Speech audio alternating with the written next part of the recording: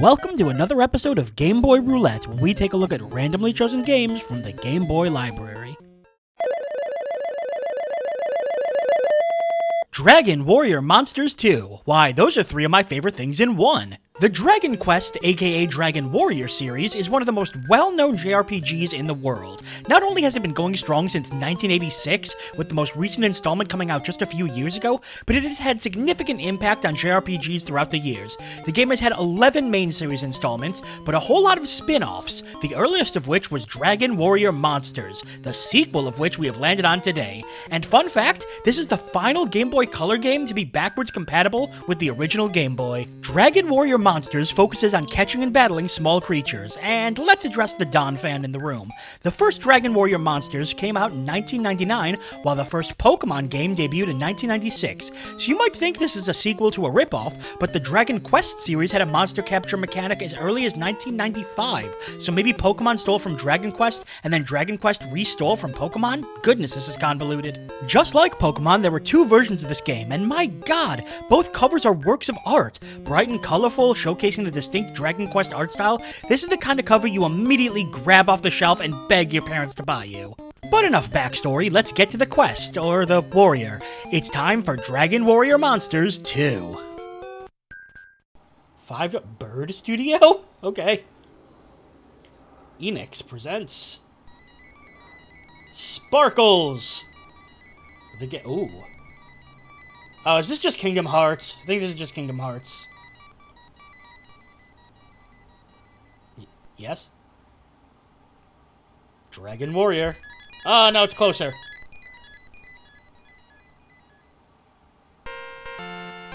Well, that explained everything. Dragon Warrior Monsters 2, Kabi's Journey. There are two versions of this game. I just chose Kabi's Journey pretty much arbitrarily.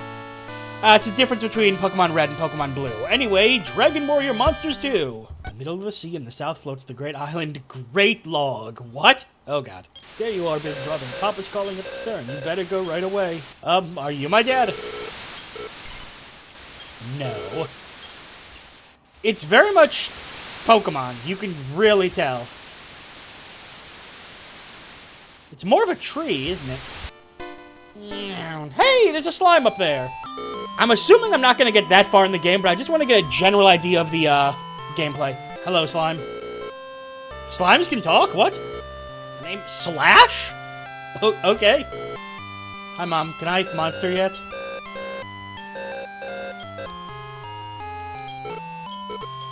These monsters are weird. I think you are generally misunderstanding the role of a fish. Okay, that one's just an ant. But I really want to see what the actual gameplay is like. Ha, so these are oh god, it's my rival. Wow, what a jerk. I hate him. Like, as far as a RPG experience, this is sort of hitting all the notes. Small town, tiny characters, setting off on a journey, nice music. The game actually looks really nice, too. I'm going to turn off the original Game Boy filter. This is how the game looked on Game Boy Color. It's nice and colorful. I even like the water effects. No, they took the baklava. What is that?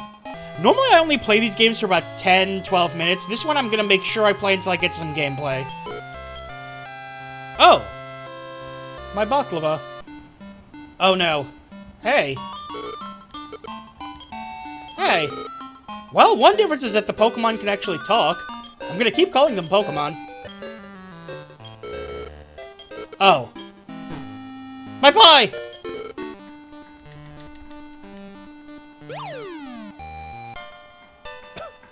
That was a little abrupt.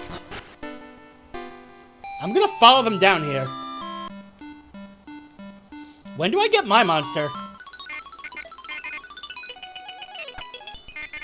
I will say this, by this time in the Pokemon games, we probably would have at the very least, you know, gotten our first battle. So this is taking a little bit longer to get going. Okay, I actually have to look up what to do here. In the tutorial. It might be one of those things you have to talk back and forth to some people in a very specific order. You literally have to talk to everyone in town. Why did you teleport me back home? Hey, I have things! Skill plan. Slash has no skills. Info item. Attack, defense, agility, intelligence, and... will? Oh, this is very Pokemon-esque. Just FYI, like I said, normally I play these games for 10-15 minutes to get a sense. Currently, we hit minute 18 and have not gotten to any sort of combat or anything yet. I just want to get a sense for the combat, because I will say this, other than the game taking a while to start, I am quite enjoying this.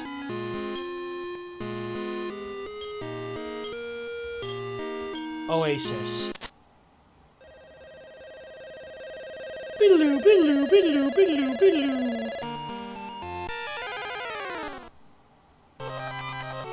Cactaball! Hi.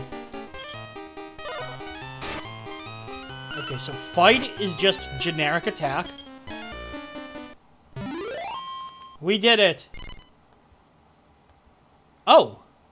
We can name it immediately. Ta. Yes. It is very much the Pokemon experience. Oh! But they follow me around. That's pretty neat.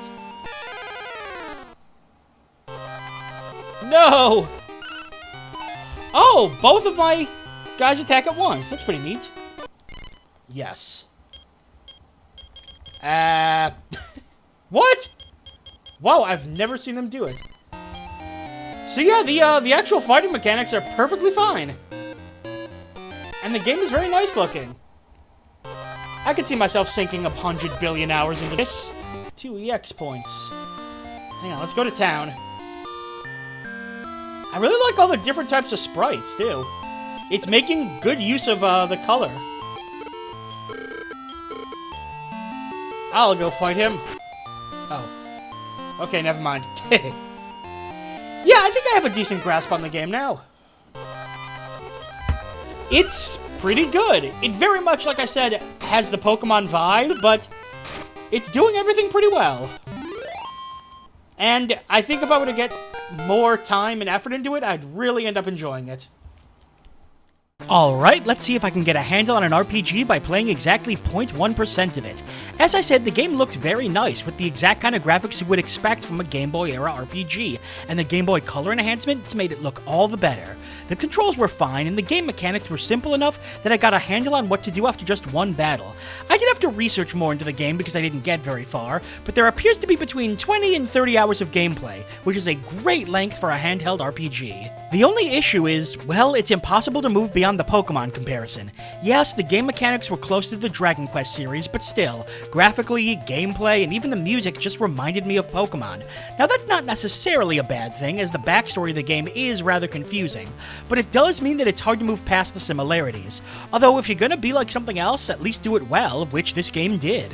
While I can't really call this an official review of the game, I can certainly say that the first impressions were quite positive, enough so that I would definitely want to go back for more. Now then, can we discuss the fact that the slime's name is Slash? And that's all for another episode of Game Boy Roulette. Make sure to subscribe so you can follow the series as we continue to dig through the Game Boy Vault. I'm BrianJ, and I'll see you next time.